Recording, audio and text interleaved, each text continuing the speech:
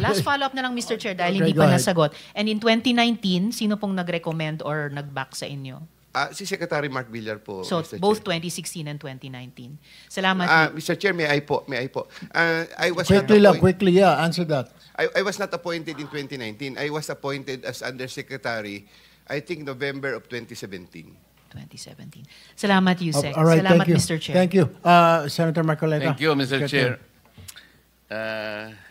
Mr. Diskaya, doon sa iyong mga salaysay o isinalaysay, nagbanggit ka ng 17 congressmen.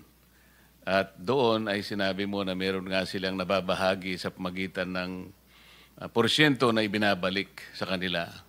Iba-iba nga lang, merong 20 hanggang 30. Tama? Yes po, Your Honor. At ang sabi mo, mapapatunayan mo ang lahat ng ito sapagkat meron kang ledger. Sinabi mo ba yun? Yes po, Your Honor. At ngayon, masasabi mo uli na bawat isa sa mga binanggit mong 17 congressmen ay makakapagpatunay ka sa pamagitan ng ledger na yung isinalaysay mong nakuha nilang bahagi, sabihin na nating payoff, ay talagang mapapatibayan mo sa mga internal ledgers na maaring mai-produce mo kung sakasakaling ito ay hihingin sa iyo ng komite.